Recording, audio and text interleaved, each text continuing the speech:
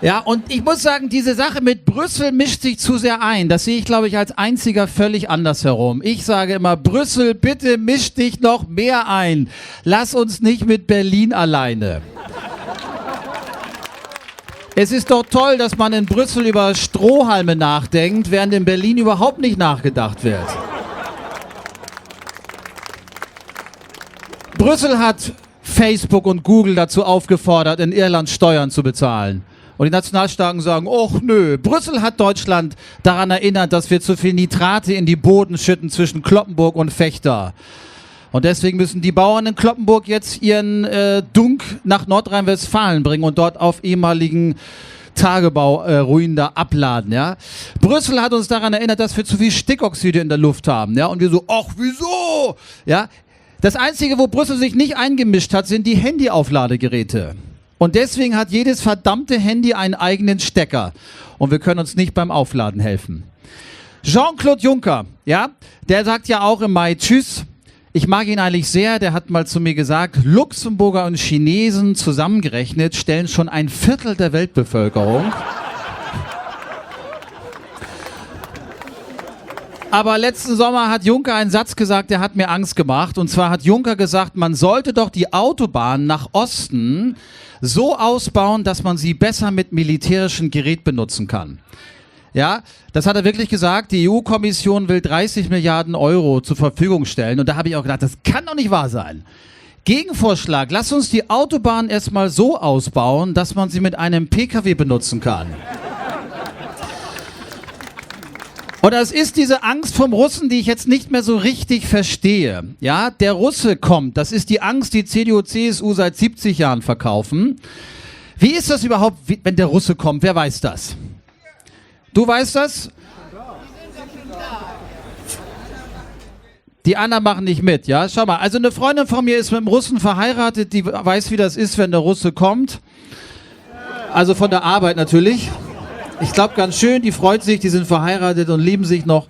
Ja, aber wie soll der Russe denn kommen? Die Russen können gar nicht mehr kommen. Die Älteren erinnern sich.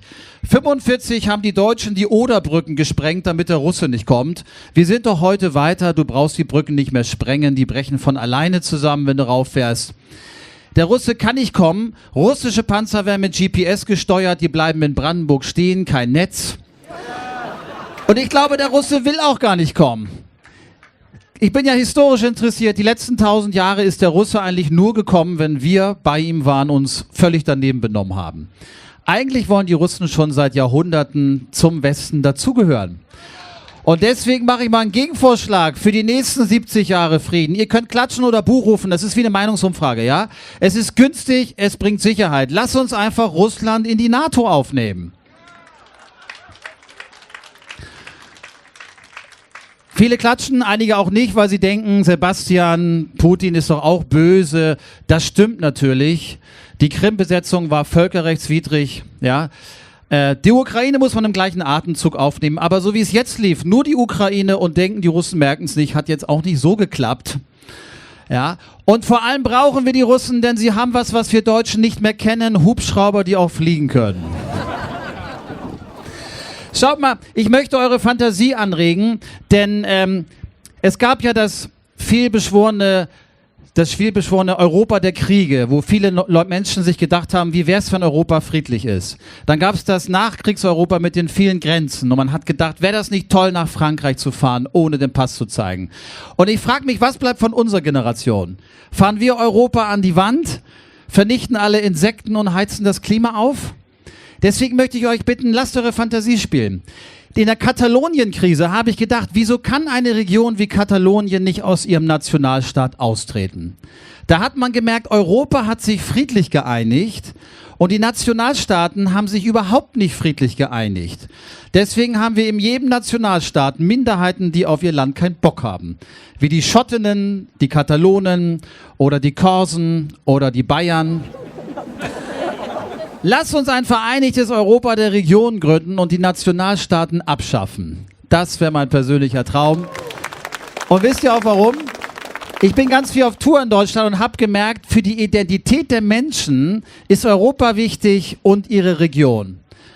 Deutsch sprechen auch Schweizer und Österreicher. Aber du kommst nach Hamburg und die Leute erzählen den ganzen Tag, hier bei uns in Hamburg ist das so und so. Und dann kommst du nach Köln, hier in Köln, ho, ho, ho.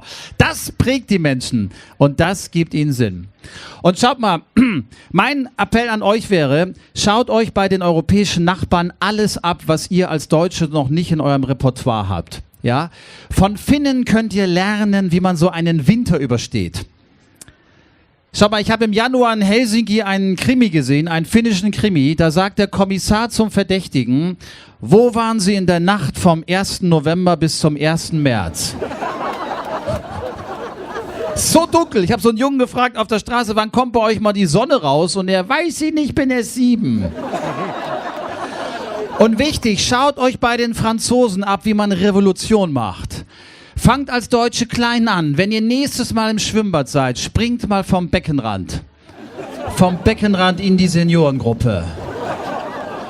Oder geht mal zu eurem Altglascontainer nach 19 Uhr. Ja! Du kommst aus der Schanze, oder? Da ist das anders, ne? Da schmeißt man den Sack direkt aus dem Fenster. Aber wirklich, Revolution müssen wir Deutsche noch üben. Das hat euch Alphonse auch vor 2 Wochen gesagt, ja. Und ich glaube wirklich, wir Deutschen können noch viel lernen, denn es gibt ein altes Sprichwort, das zeigt, für was die Länder in Europa beliebt sind und für was sie gefürchtet sind. Und mit dem möchte ich mich verabschieden. Wenn ihr Lust habt, können wir uns am 1. Juni bei Alma Hoppe wiedersehen. Da mache ich einen Europaabend. Und ansonsten viel Kraft. Ich bin fest davon überzeugt, die Welt retten werden die Netten. Aber nur, wenn sie auf den Tisch hauen. Und das Sprichwort geht so, liebe Leute. Das Paradies ist da, wo die Briten die Polizisten sind, die Deutschen die Mechaniker, Franzosen die Köche, Italiener die Liebhaber und alles von den Schweizern organisiert wird. Gibt aber auch eine Hölle und die Hölle ist da, wo die Briten die Köche sind. Die Deutschen die Polizisten, Franzosen die Mechaniker, Schweizer die Liebhaber und alles von den Italienern organisiert wird. Viel Kraft, traut euch, laut und deutlich eure Meinung zu sagen. Tschüss!